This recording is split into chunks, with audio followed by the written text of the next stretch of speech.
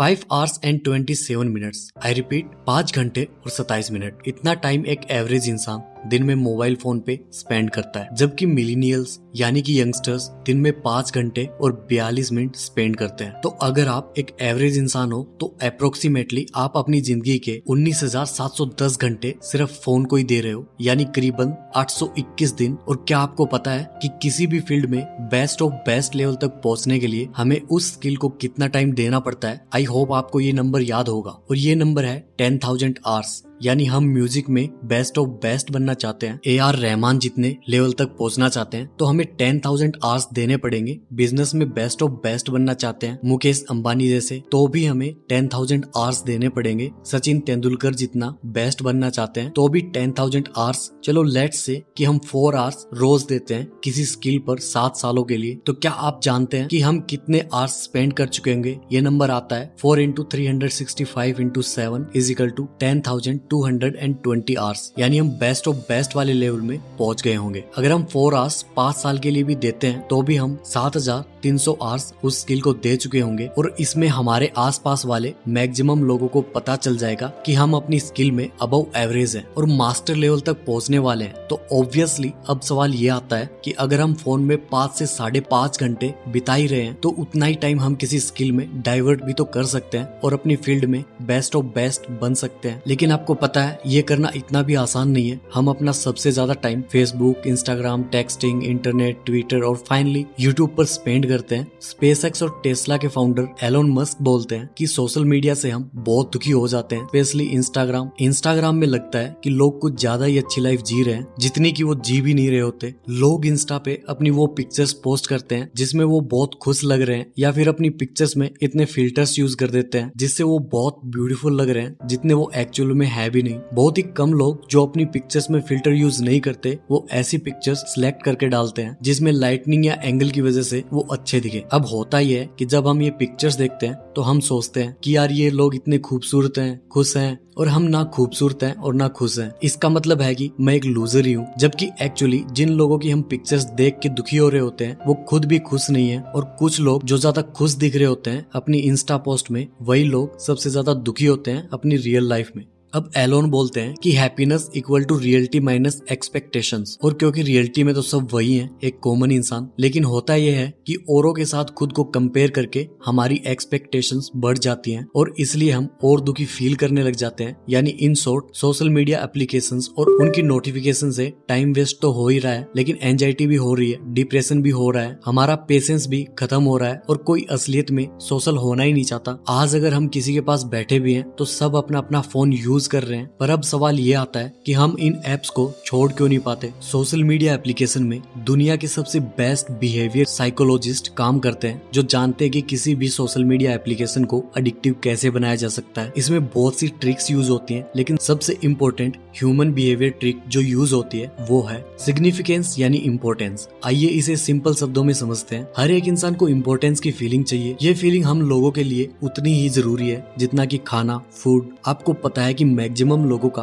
कोई एक particular subject क्यों फेवरेट बन जाता है? क्या वो इसलिए था क्योंकि हमारा दिमाग वैसे ही बना था? बिल्कुल भी नहीं। ये सिर्फ इसलिए है कि हमें बचपन में इस सब्जेक्ट में इम्पोर्टेंस मिली थी। हो सकता है हमने किसी सब्जेक्ट में 5 से 10 आवर्स दे दिए हो और हमारे पेरेंट्स या हमारे टीचर्स ने बोला हो वाओ यार ये तो तेज है मैथ में। हम खुश हो गए और हमने दोबारा से मैथ्स में 40 से 100 घंटे और दे दिए। अब बाकी क्लासमेट से हम ज्यादा टाइम दे चुके हैं मैथ्स में, इसलिए हमारी टीचर ने हमारी तारीफ करना स्टार्ट कर दिया है और हमें कॉन्स्टेंटली इस पर्टिकुलर सब्जेक्ट में इम्पोर्टेंस मिलने लगी है। और सबने कहा कि ये तो नेचुरली टैलेंटेड है। वैसे ही सबको इम्पोर्टेंस चाहिए किसी न किसी तरीके से। कोई अच्छे कपड़े पहन के स्टाइल दिखा के इम्पोर्टेंस लेना चाहता है, कोई IAS के एग्जाम को क्लियर करके इम्पोर्टेंस लेना चाहता है, कोई लोगों की सेवा करके सबकी नजरों में अच्छा बन के इम्पोर्टेंस लेना चाहता है। And this is true. इसलिए सोशल मीडिया साइट्स हमें सबसे आसान तरीका देना चाहती है इम्पोर्टेंस लेने का, और वो है लाइक और कमेंट्स। आप सच बताइए कि आपने अपने जितने भी फ्रेंड्स की पोस्ट लाइक की थी उनमें से कितने लोगों की पोस्ट आपको एक्चुअली में अच्छी लगी थी? एंड ऑब्वियसली हम में से मैक्सिमम लोगों का आंसर होगा बहुत ही कम। तो सवाल ये है कि हम खुद ऐसा क्यों सोचते हैं जब कोई हमारी पोस्ट लाइक करता है कि वो एक्चुअल में हमें लाइक करता है? और शायद ये हमें और सोशल मीडिया क्रिएटर्स को भी पता है, क्योंकि अब कुछ लाइक्स लेके आसानी से इम्पोर्टेंस की फीलिंग मिल रही है, तो हम कोई बड़ा काम करके इम्पोर्टेंस की फीलिंग क्यों ले? एनीवेज अब नेक्स्ट सवाल आता है कि व्हाट्स द सॉल्यूशन। तो इसका एक ही आंसर है डोपामिन डिटॉक्स, या जिसे हम कहते हैं डोपामिन फास्टिंग। तो बेसिकली डोपामिन एक न्यूरोट्रांसमीटर है, एक केमिकल है जो हमारे ब्रेन में रिलीज होता है जब भी हम कोई मजे वाली एक्टिविटी करते हैं। अब आप कहोगे ये तो अच्छी बात है। नहीं, ये अच्छी बात नहीं है। सोशल मीडिया से डोपामिन किक लेने में प्रॉब्लम यह है कि सोशल मीडिया हमारे ब्रेन को डोपामिन एंटिसिपेशन के लिए ट्रेन कर रहा है, यानी कि हमें नोटिफिकेशन आएगी समवन लाइक्ड योर फोटोग्राफ। अब आप देखना चाहोगे कि वो समवन कौन है। अब दोबारा से आप सोशल मीडिया प्लेटफॉर्म पर चले जाओगे।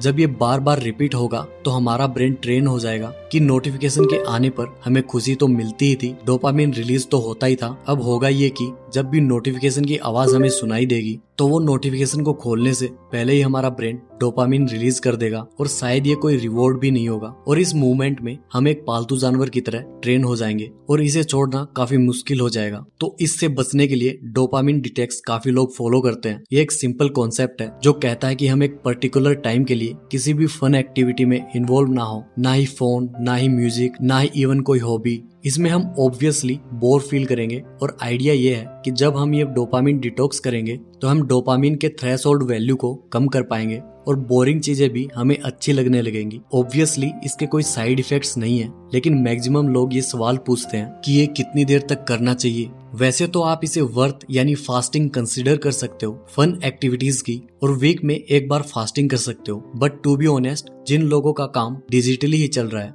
उनके लिए एक दिन इन चीजों से ऑफ रहना थोड़ा डिफिकल्ट है। इसीलिए हम इसे 1 से 2 घंटे भी रोज प्रैक्टिस कर सकते हैं। दोस्तों, मैं डोपामिन डिटॉक्स को डीप वर्क की तरह कंसीडर करता हूँ, यानी जब भी हम कोई हाई इंटेंसिटी टास्क करने वाले हैं तो उस वक्त अपना इंटरनेट बंद कर दो 1 से 2 घंटे तक, क्योंकि 1 से 2 घंटे के बाद हमें वैसे भी ब्रेक चाहिए होती है। तो उस वक्त हम नोटिफिकेशन वगैरह देख सकते हैं, और ऑब्वियसली कोई भी चीज चेक करने के लिए हमें फीडबैक चाहिए कि हम कितना टाइम फोन में स्पेंड कर रहे हैं और फोन में क्या क्या कर रहे हैं, ताकि हम अपने को इम्प्रूव कर सकें। तो इसके लिए बहुत सी एप्लीकेशंस अवेलेबल हैं, जैसे कि your hour, screen time, my phone time etcetera, जिनको यूज करके हम फीडबैक ले सकते हैं। अब कई लोगों को ये आइडिया थोड़ा अजीब सा लगेगा, फोन से छुटकारा पाने के लिए फोन एप्लीकेशंस को यूज करना। ये क्या आइडिया हुआ, बट दिस इज रियलिटी। अब हम फिजिकल स्टॉप वॉच लेके तो इस टाइम को मेजर नहीं कर सकते। तो दोस्तों, इस वीडियो में हमने देखा था कि ऑनलाइन एक एवरेज इंसान हर दिन 5 से 5.25 घंटे वेस्ट करता है सोशल मीडिया में, जिसका मतलब है कि 10 साल में हम 19,710 घंटे सिर्फ फोन में ही वेस्ट कर रहे हैं, यानी 821 दिन, यानी करीबन 2.3 ईयर्स। और ये बहुत ही डराने वाला नंबर है, क्योंकि इतने टाइम में तो हम किसी भी चीज में जीरो लेवल से किसी पर्टिकुलर फील्ड में बेस्ट ऑफ बेस्ट बन सकते हैं। फिर हमने देखा था कि एलोन मस्क मानते हैं कि सोशल मीडिया एक बहुत बड़ा रीजन है डिप्रेशन और एंजाइटी का,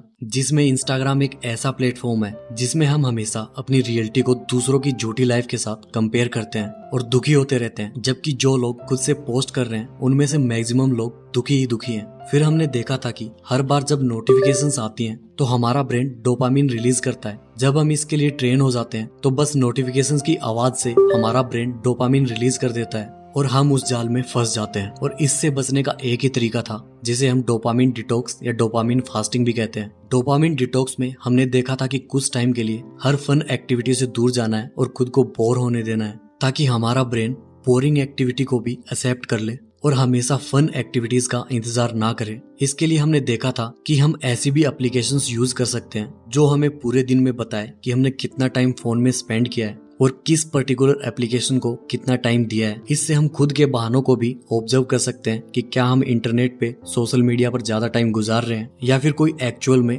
लेक्चर या बिजनेस वीडियो देख रहे हैं और अपने गोल को अचीव कर रहे हैं। दोस्तों, अगर आप सोशल मीडिया के बजाय बुक्स पढ़ें तो ज्यादा बेटर आइडियाज हमारा ब्रेन प्रोड्यूस करेगा, क्योंकि हम और लोगों के एक्सपीरियंसेस से सीखेंगे और काफी सारे डिफरेंट फील्ड्स के आइडियाज को कंबाइन करके हमारा ब्रेन न्यू आइडियाज प्रोड्यूस करेगा। तो दोस्तों, आई होप इस वीडियो से आपको कुछ ना कुछ सीखने को मिला होगा और डोपामिन डिटॉक्स के बारे में और भी ज्यादा जानने को मिला होगा। अगर आप इस चैनल पर नए हैं तो इस चैनल को सब्सक्राइब कर लो। अगर वीडियो अच्छी लगी हो तो लाइक कर दो, वरना डिसलाइक कर दो। आपका कीमती वक्त देने के लिए धन्यवाद।